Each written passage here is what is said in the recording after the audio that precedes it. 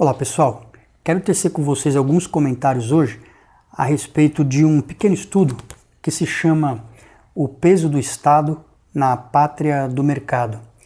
Os Estados Unidos como um país em desenvolvimento. Esse é um estudo bem interessante que está registrado aqui nesse livrinho, que trata justamente do desenvolvimento dos Estados Unidos da América, desde lá do século XIX, quando ele ainda tinha características que hoje nós chamaríamos de um país subdesenvolvido, até chegar à condição de superpotência que nós conhecemos hoje.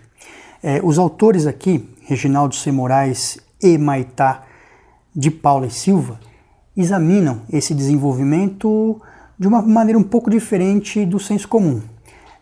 Isso porque nós estamos acostumados a pensar nos Estados Unidos na sua política de mercado altamente liberal.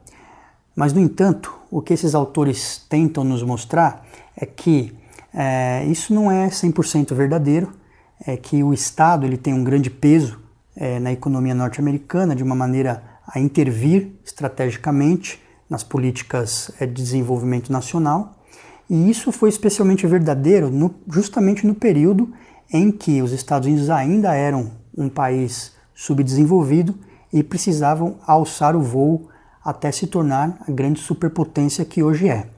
Justamente o título aqui traz consigo, o título desse livro traz consigo uma certa ironia e uma crítica, porque justamente fala do peso do Estado naquela pátria do mercado, aquela pátria que é considerada uma pátria do mercado, do liberalismo econômico.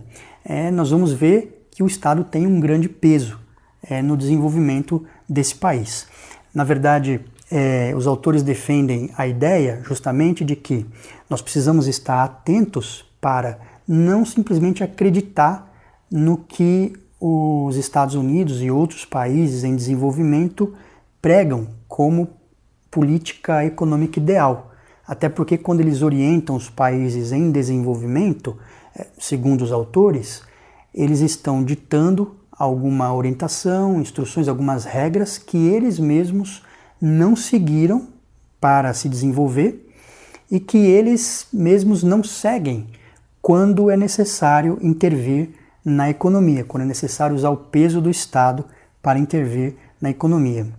É citado aqui até um industrial alemão, que é o Georg Friedrich List, que teria visitado os Estados Unidos ali por volta do século XIX e constatado essa ação estatal para o desenvolvimento dos Estados Unidos. E aí então ele passa a ser digamos assim, um defensor disso, da intervenção do Estado na economia, e aí ele até faz uma crítica à política do laissez-faire do Adam Smith, dizendo que os países como Inglaterra, por exemplo, eles usaram de uma certa política para chegar ao topo do mundo. E quando chegaram ao topo das nações, o que eles fizeram foi jogar a escada fora, que significa jogar fora a receita do bolo, a receita que os fizeram chegar a esse lugar. Passando então a defender, depois que eles tinham chegado ao topo do mundo, passaram então a defender as políticas liberais, mas que antes não usavam dessas políticas para o seu próprio crescimento. Então, embora isso pode ser contestado de diversas formas, é uma visão interessante, e é uma crítica interessante. E quais são os argumentos de que se valem esses autores para defender essa ideia? Primeiramente, a questão do uso das terras.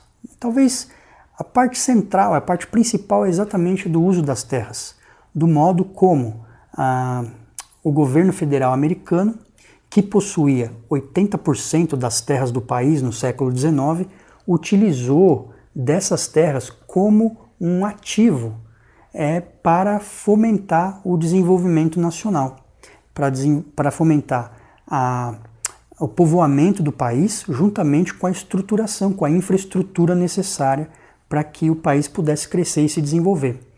Primeiramente, havia a questão da venda das terras, por meio do qual a União tinha a parte principal do seu orçamento. Mas não somente vendas, havia também uma política muito forte de doação de terras com contrapartida.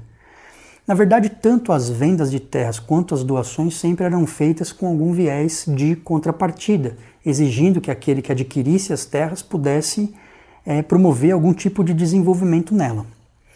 Primeira coisa interessante que a gente destaca aí é a chamada Lei Morrill, que foi uma lei de 1862, depois ela foi reeditada em 1890 e depois em 1994.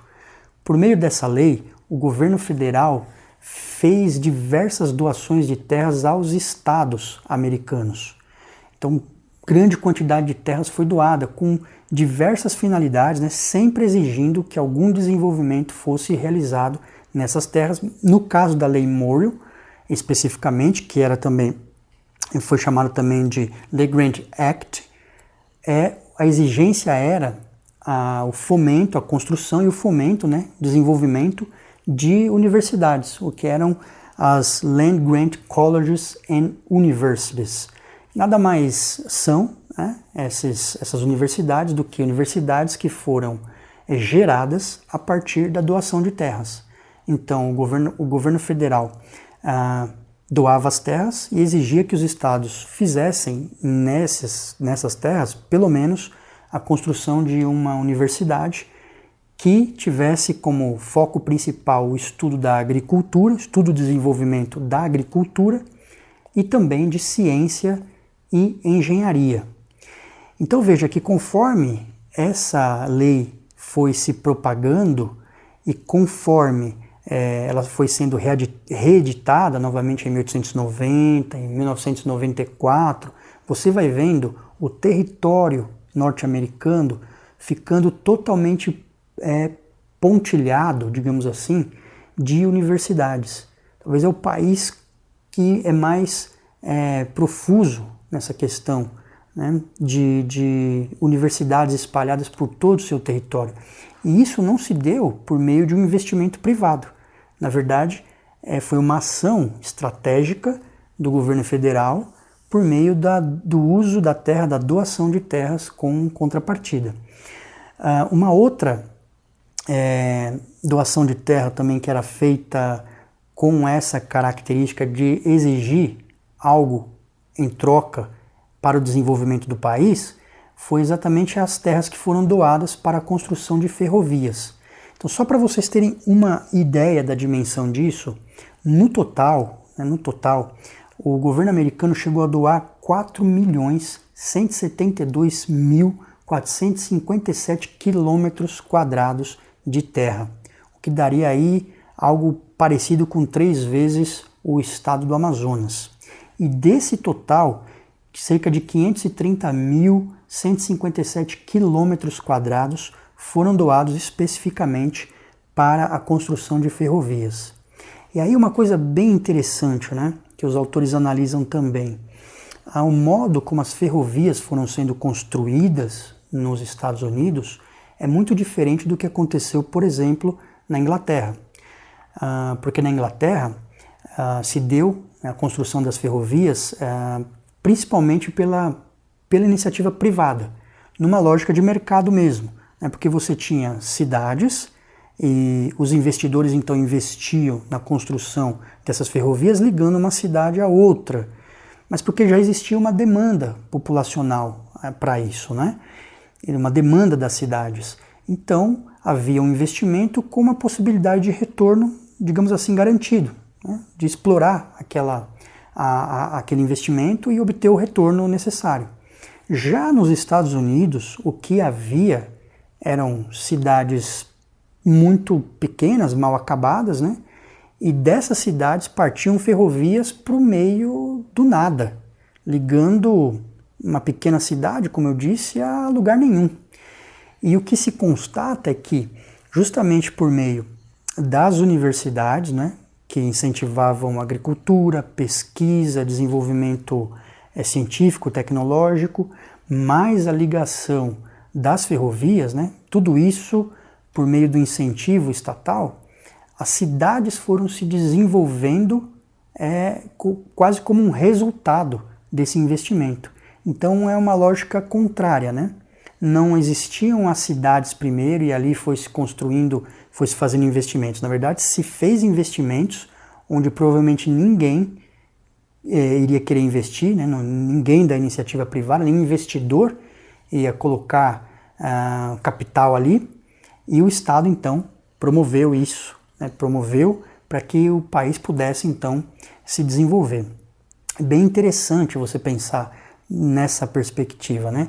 De que você tem nessa pátria do mercado, não a mão invisível do mercado, mas sim a mão do Estado a fomentar as políticas de crescimento do país, pelo menos lá no século XIX. Além disso, nós tivemos também o famoso Homestead Act, que para mim é a cereja do bolo, que foi a lei sancionada por Abraham Lincoln, também em 1862, por meio da qual as terras passaram a ser doadas a pequenos fazendeiros. Essa foi a reforma agrária dos Estados Unidos. Muito diferente, né, do que aconteceu, por exemplo, no Brasil, com a Lei de Terras de 1850, e que colocou uma série de restrições para a aquisição de terras, deixando aí uma estrutura dos grandes latifúndios, e latifúndios muitas vezes improdutivos, né? O que nós pagamos talvez o preço até os dias de hoje. Então, ao contrário do que se pensa, que a reforma agrária não é uma ideia ligada ao liberalismo, está aí os Estados Unidos, a história dos Estados Unidos, também da Inglaterra, para nos mostrar que não é bem assim, né? Que a reforma agrária tem a ver, sim, com a produtividade de um país, não é? Com a melhor alocação de recursos. E quais foram os benefícios que os Estados Unidos tiveram com isso? Ora, vários, né? Fomentaram, por exemplo, um mercado interno, por meio do trabalho, né? Da produção, da produtividade, da industriosidade. Geraram também diversificação de produtos, ao contrário aí de uma monocultura que prevaleceu no Brasil durante tanto tempo, e essa diversificação de produtos alimentava tanto o mercado interno, quanto também criava um excedente que posteriormente passou a poder ser exportado, gerando também mais lucro para o país com a entrada de divisas. Muito bem, então a gente analisa aqui nesse pequeno trabalho, né, que acabou sendo uma pequena resenha desse livrinho, uma visão do desenvolvimento norte-americano que foge um pouquinho, escapa um pouco ao senso comum, mas que pode ficar para nós aí como uma espécie de lição, né? E a lição talvez aqui que os autores querem nos passar é que nós devemos prestar atenção ao que os países desenvolvidos fizeram para alcançar o seu desenvolvimento. Devemos prestar mais atenção a isso do que ao que eles dizem que fizeram e que fazem. Agora pense nisso. O Brasil e outros países hoje em desenvolvimento possuem hoje características bem semelhantes àquelas características que os países hoje desenvolvidos possuíam lá no século XIX ou um pouco antes disso, como por exemplo é o caso da Inglaterra, que se desenvolveu um pouco antes. Então, é dizer que o Brasil e outros países em desenvolvimento talvez estejam para o século XXI como os países hoje desenvolvidos, como Estados Unidos, Inglaterra e outros, estão para o século XIX. Né? Acho que é interessante pensarmos nisso.